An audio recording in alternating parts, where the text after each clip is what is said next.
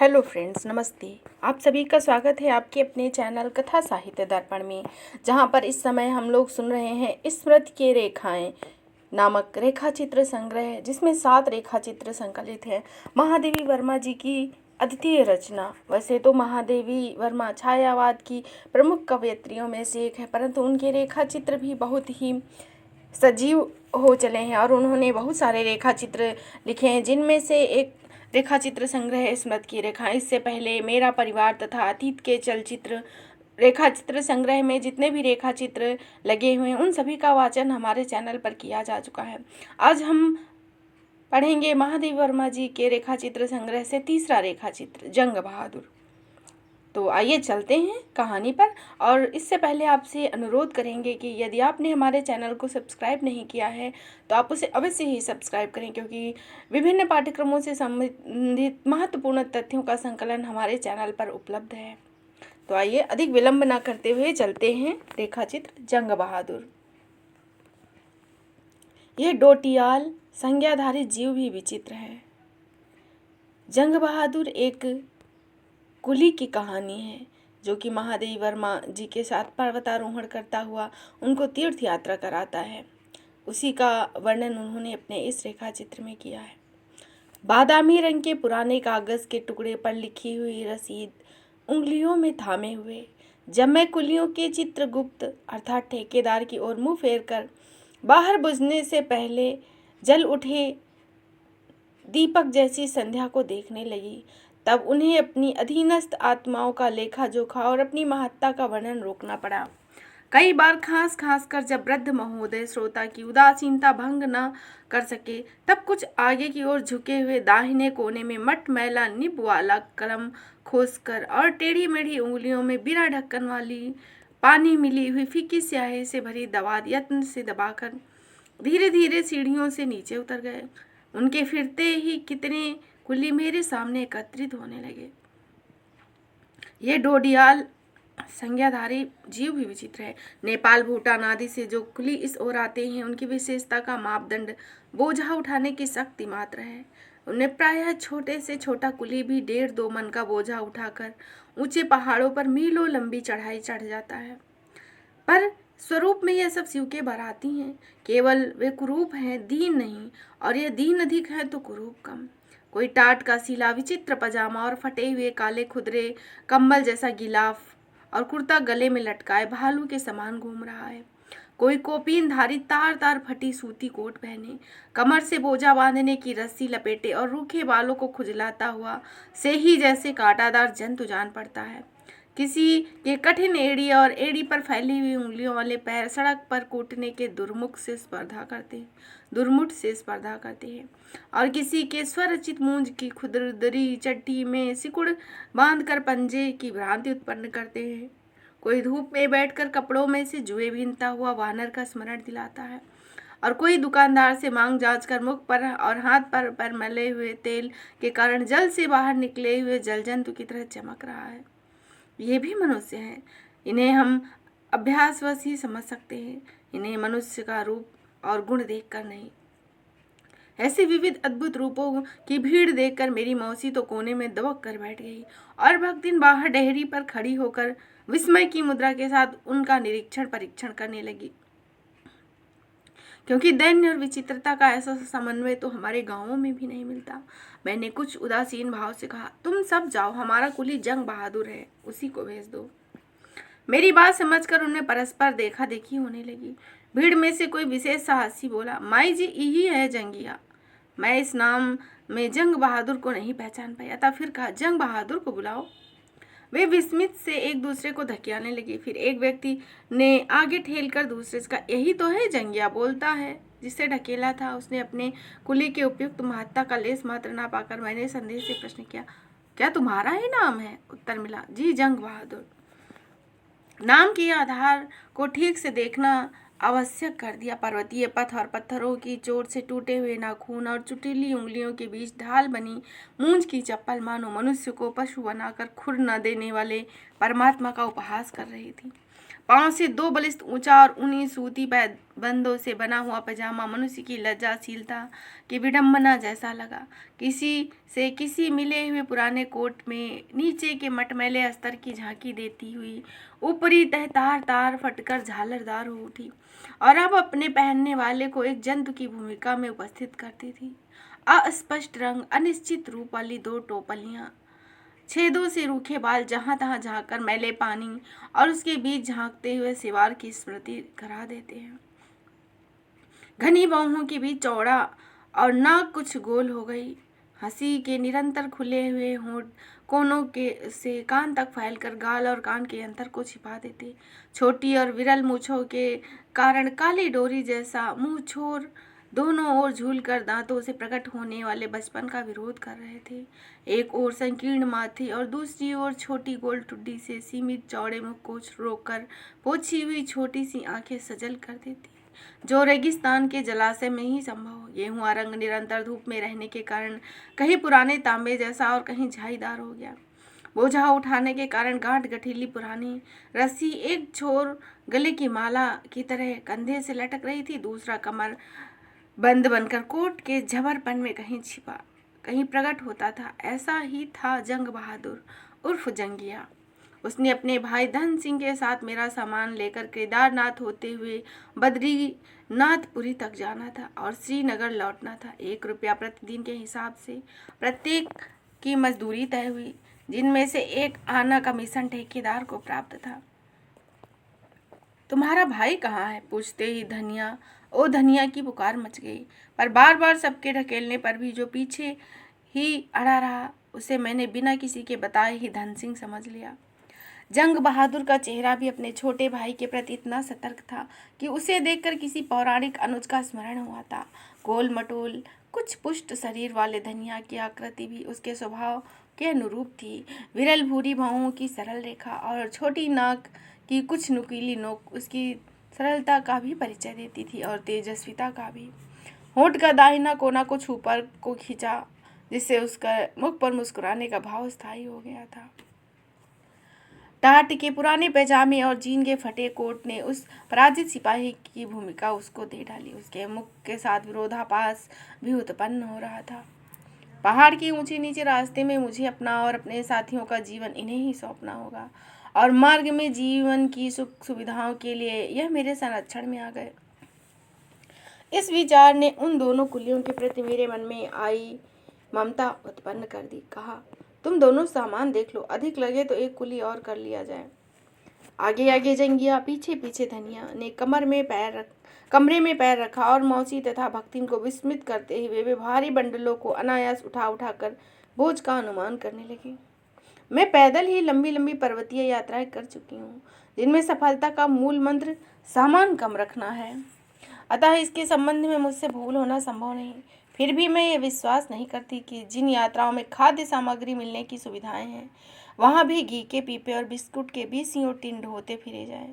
Him के सुंदर शिखरों की छाया में पालसन का बटर और हंटले पाउंड्स के बिस्कुट खाना मेरी समझ में कम आता है, पर वहीं लकड़ी कंडे बटोर कर आलू भूनने और बाटी बनाने का सुख मैं विशेष रूप से जानती हूँ। मेरी मौसी अवश्य कुछ अधिक सामान ले जाने की इच्छा रखती थी, परंतु मेरी छोटी सी इच्छा को भी बहुत मूल्य देना उनका स्वभाव है। उनके जिन बेटों ने तीर्थ यात्रा में उनको वहाँ नहीं पहुँचाया जहाँ मैं ले जा रही हूँ, तो बेटों से भी मैं बड़ी हूँ और मेरी बुद्धि सब प्रकार से विश्वसनीय है। इस संबंध में उनको कोई संदेह नहीं था। इस प्रकार सबके इने गिने कपड़े, बिस्तर, दवा का बक्सा, साफ करने के लिए साबुन आदि वस्तुएं ही साथ थीं, जिन्हें जंग बहादुर ने पास कर दिया और दूसरे दिन सवेरे ही हमारी यात्रा आरंभ हुई। ऐसी यात्रा में चलचित्र के समान जो जीवन दिखाई देता है, उसे हम किसी जाति के संबंध में बहुत कुछ ज्ञातव्य कर सकते हैं, जो अन्य किसी प्रकार संभव नहीं है। घर में व्यक्ति अपने आश्रितों और सेवकों के प्रति अपने व्यवहार को छिपा सकता है, मित्र बना रह सकता है, परंतु यात्रा में ऐसा सहज नहीं है। मनुष्य जो भी स्वार्थपरता, विवेकहीनता, क्रूरता और असहिष्णुता रहती है, वह सब यात्रा में पक पक प्रकट हो जाती है। कुली को पैसे देते समय, उनके विश्राम भोजन का समय निश्चित करते समय, साथियों के सुख दुख की चिंता और सहायता के अवसर पर मनुष्य अपने अंततम का ऐसा आभास देता है जिससे उसके चरित्र की अच्छी व्याख्या हो सकती है। एक ओर श्वेत सतदल की पंखुड़ियों की तरह कुछ खुली कुछ बंद, कहीं अस्पष्ट कहीं अलक्ष्य पर्वत श्रेणियां, और दूसरी ओर हरित दल से फैले खेत, कहीं गली चांदी जैसे स्रोत के बीच में जीवन गतिशील है। उसे देखकर प्रसन्नता से अधिक करुणा ही होती है।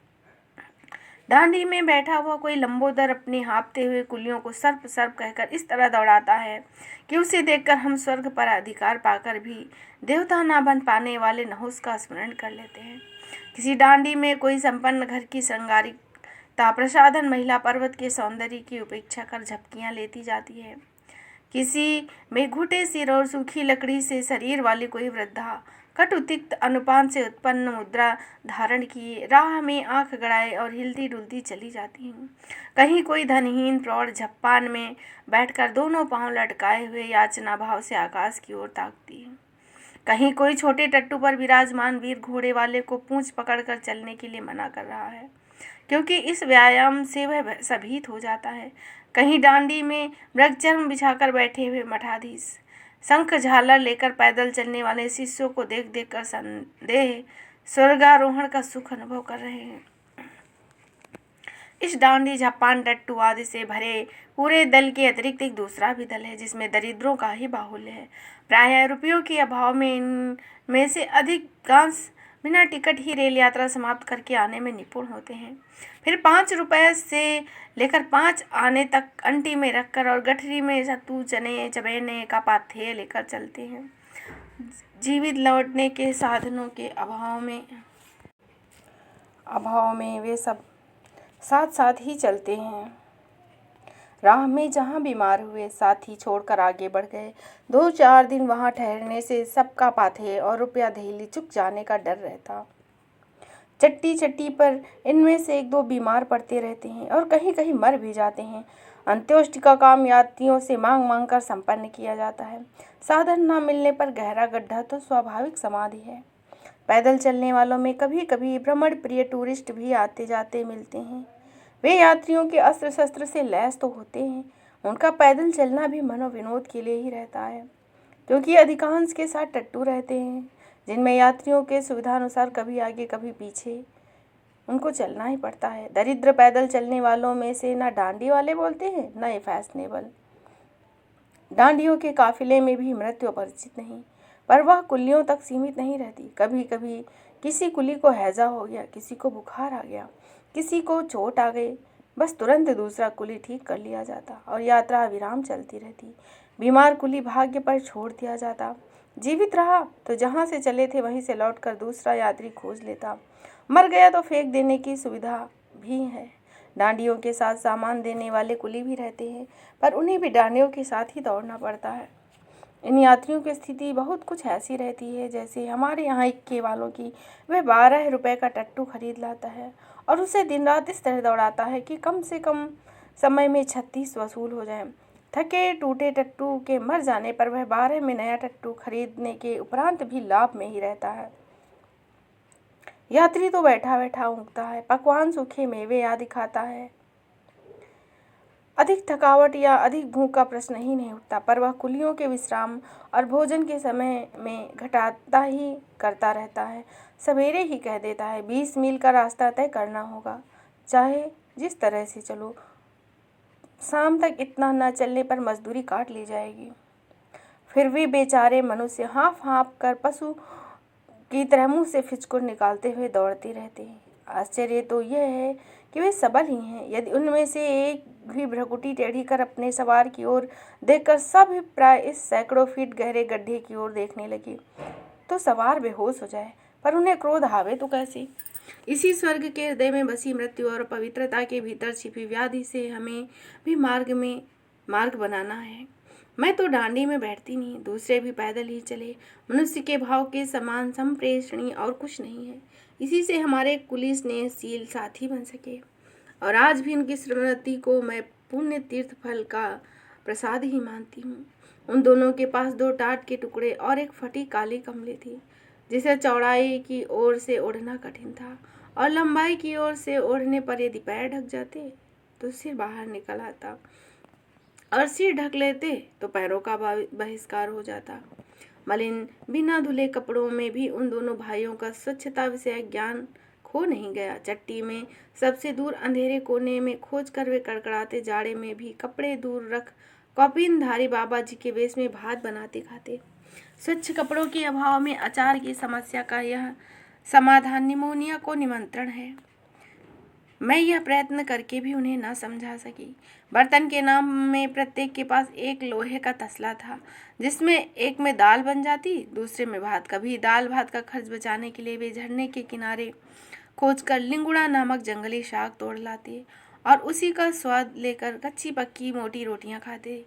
मार्ग में आलू के अतिरिक्त कोई हरी तरकारी नहीं, पर इसे जंगलियों के खाने योग्य विषैली घास समझकर कोई खाने को राजी नहीं होता।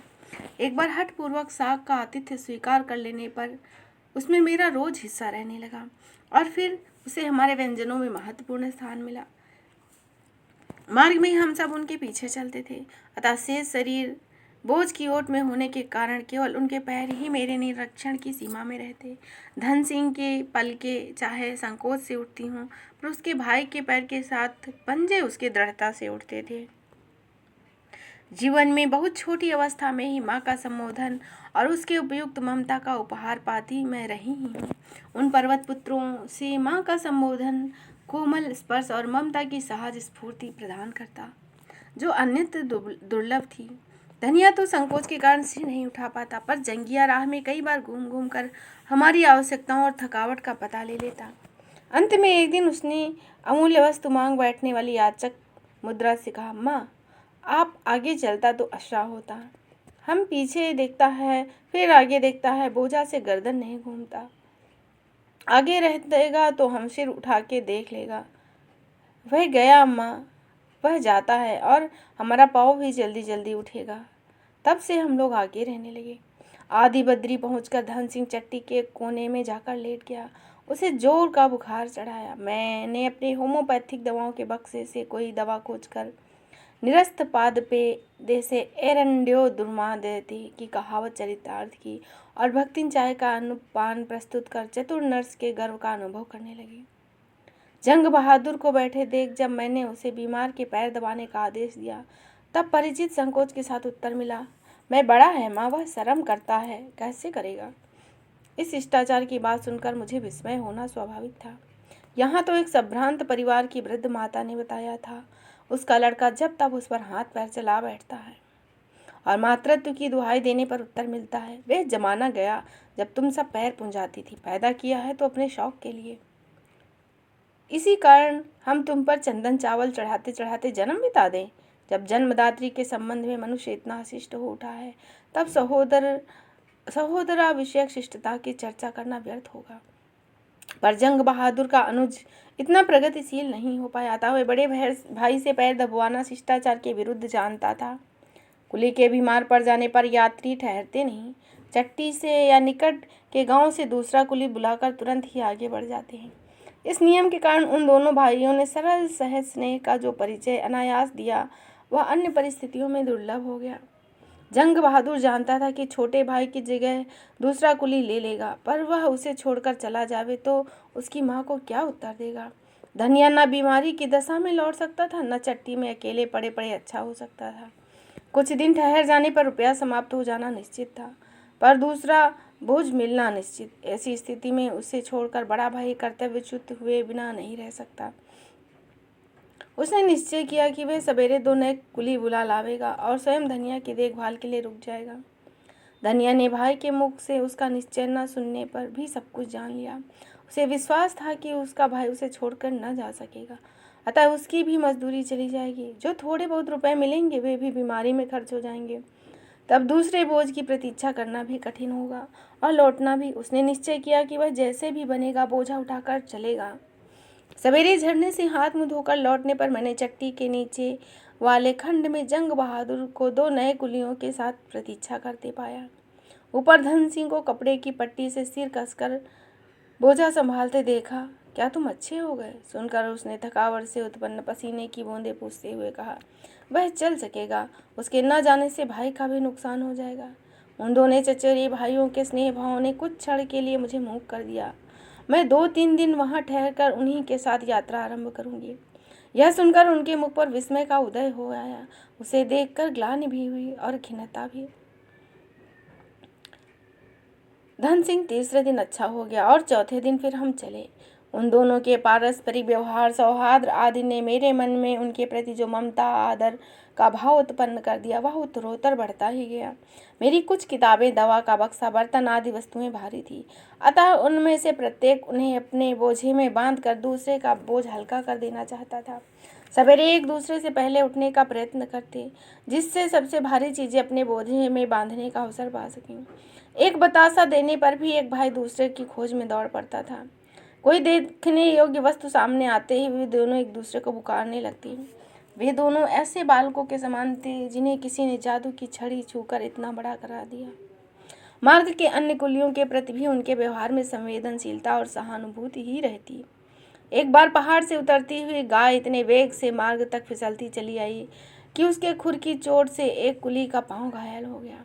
धन सिंह को सामान सौंपने के उपरांत जंग बहादुर उस लहूलुहान पैर वाले कुली को पीठ पर लाद कर झरने तक ले गया और हमारे मरहम पट्टी कर चुकने पर उसने 1.5 मील दूर आगे चट्टी तक पहुंचाया। इतना ही नहीं, उसे अपना और उसका बोझा भी लाना पड़ा और अंधेरे में ठिठुरते हुए अपने फटे कपड़ों में लगे रक्त के दाग भी साफ करने पड़े। पर प्रश्न करने वाला उससे एक ही उत्तर पा सकता था, कुछ तकलीफ नहीं है, असह है। धन सिंह संकोची होने के कारण बातचीत कम करता था, पर जंग बहादुर जब तब अपने माता पिता, गांव घर की कहानी और सुख दुख की कथा कहता। वह नेपाल के छोटे से गांव में रहने वाले माता पिता का अंतिम पुत्र है। जीविका का अन्य साधन न होने के कारण बचपन से ही अन्य कुलियों के साथ इस ओर आने लगा। गर्मियों के आरंभ में वे आते और शरद ऋतु के आरंभ में लौट जाते। किसी को मजदूरी के सिलसिले में कैलाश, किसी को पिंडारी और किसी को बद्री केदार की यात्रा करनी पड़ती। ठेकेदार के पास सबके नाम और नंबर रहते। यदि कोई कुली लौट कर नहीं आता और समाचार भी नहीं मिलता तो वह मरा समझ लिया जाता। इसी प्रकार जब कोई सीजन के अंत में घर नहीं लौटता और न ही साथियों द्वारा कोई समाचार भेजता तो घर वाले भी उसे महायात्रा का यात्री मानकर क्रियाकर्म द्वारा उसका पथ सुगम बनाने का प्रयत्न करते। जंग बहादुर अनेक बार आपत्तियों में पड़ चुका है, क्योंकि वह अधिक कमाने की इच्छा से दूर दूर की यात्राएं नहीं करता। एक सीजन में कई यात्राएं कर डालता है। उसके अनिश्चित जीवन के कारण ही वह विवाह योग्य होने के बाद भी कन्याओं के पिता उसे जामाता होने के उपयुक्त नहीं मानते। परंतु 2 वर्ष पहले उसे अविवाहित रहने के शाप से मुक्ति मिल चुकी है। वयस्क वधू के माता पिता थे नहीं। संबंधियों ने सोचा चाहे वह वर किसी पर्वत शिखर पर हिम समाधि भी ले ले, चाहे धन कुबेर बनकर लौटे, कन्या रहेगी तो ससुराल में ही।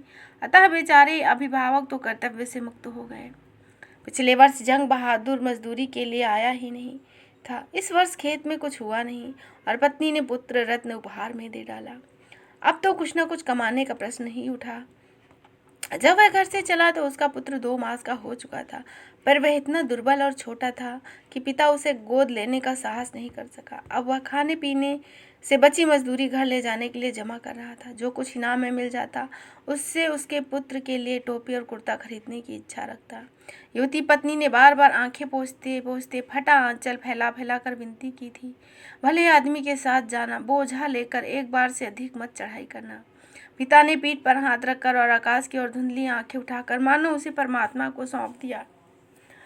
और माँ तो गांव की सीमा के बाहर तक रोती रोती चली आई। बड़ी कठिनाई से अनेक आश्वासन देने पर भी वह न लौट सकी, वरन वहीं एक जरा जीर्ण पेड़ का सहारा लेकर दृष्टिपथ से बाहर जाते हुए पुत्र को आंसुओं के तार से बांध लेने का निष्फल प्रयत्न करती रही। विदा का यह क्रम तो सनातन था, पर इस वर्ष उस अनुष्ठान में भाग लेने के लिए विकल पत्नी और मौन पुत्र भी बढ़ गए। जंग बहादुर को परम सामर्थ्य जान उसकी विधवा काकी ने भी अपना पुत्र उसे सौंप दिया। इसी से अब वह ऐसे यात्री की खोज में रहता जो उन दोनों को साथ ले चले। बद्रीनाथ की ओर मेरी यह दूसरी यात्रा थी। इसी से मैंने कम से कम समय में प्रशांत अलकनंदा के तट पर बसी उस अलकनंदापुरी में पहुंच जाने के लिए केदार का पथ छोड़ देना ठीक समझा। पर जब वहां से लौटकर रुद्रप्रयाग पहुंचे तो ताल तरंगों में तांडव करती हुई अलकनंदा के किनारे तूफान में क्षण भर ठहरे हुए फूल का स्मरण आता। तब केदार न जाने का पश्चाताप गहरा हो गया। जिन्होंने 5 जलधाराओं से घिरा और रंग बिरंगे फूलों में छिपे चरण से शून्य ले नीलिमा में प्रकट मस्तक तक सफेद हिम में समाधिस्थ केदार का पर्वत देखा है, वे ही उसका आकर्षण जान सकते हैं। मीलों दूर से वह उज्जवल शिखर अक्षरहीन आमंत्रण के समान खुला दिखाई देता है। जैसे जैसे हम उसकी ओर बढ़ते हैं वह विस्तार से बढ़ता जाता है और उसकी रजत विद्युत रेखाओं के समान झिलमिलाती हुई रेखाएं स्पष्टतर होती जाती हैं। लौटते समय जिस क्षण वह हमारी दृष्टि से ओझल हो जाता है उस समय ही एक विचित्र अकेलापन अनुभव करते हैं। रुद्रप्रयाग पहुंचकर कुछ साथी इतने थक गए, इतनी लंबी चढ़ाई होने के लिए साहस न बांध सके।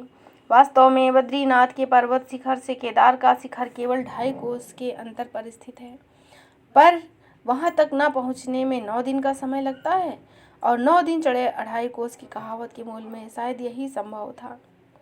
मैंने वहां जाने का निश्चय कर लिया। तब विशेष थके साथी रुद्रप्रयाग में हमारी प्रतीक्षा और विश्राम करके एक पंथ 2 काज को चरितार्थ करने के लिए प्रस्तुत हो गए।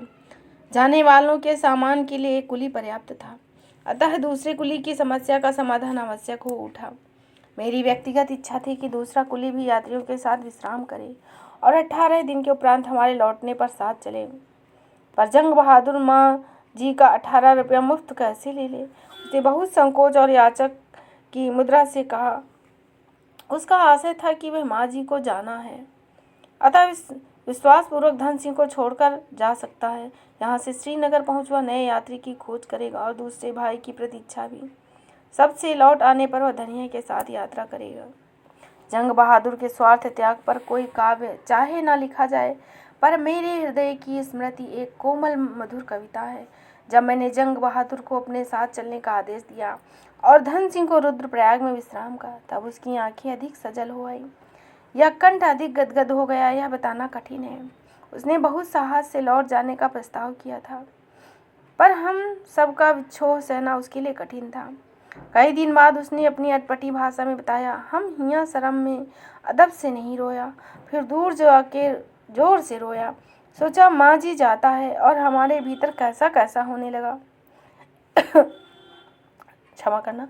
वह यात्रा भी समाप्त हो गई और तब एक दिन हम सबको बस में बैठाकर वे दोनों भाई खोए से खड़े रह गए। जंग बहादुर ने आंसू रोकने का प्रयत्न करते करते कहा, माँ जी जीता रहना, फिर आना, जंगिया का नाम चिट्ठी भेजना।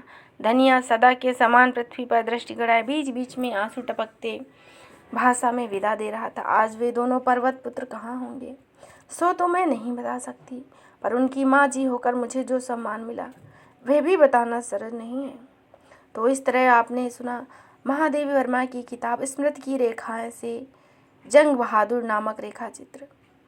जिज्ञासाशील महादेवी वर्मा ने अपनी स्मृति के आधार पर अमिट रेखाओं द्वारा अत्यंत सहृदयतापूर्वक जीवन के विविध रूपों का जो चित्र प्रस्तुत किया वह था जंग बहादुर के रूप में। तो आशा है आपको यह रेखा चित्र अवश्य ही पसंद आया होगा। पुनः हम आपके समक्ष उपस्थित होंगे नए तथ्य के साथ। तब तक के लिए आपसे विदा लेते हैं और आपसे निवेदन है कि यदि आपका कोई सुझाव है तो आप कमेंट के माध्यम से अवश्य ही बताएं और चैनल को सब्सक्राइब करें, मित्रों में शेयर करें और पसंद आए तो लाइक अवश्य करें। पुनः आपके समक्ष उपस्थित होंगे इसके आगे का रेखा चित्र लेकर। तो तब तक के लिए धन्यवाद। जय हिंद, जय हिंद।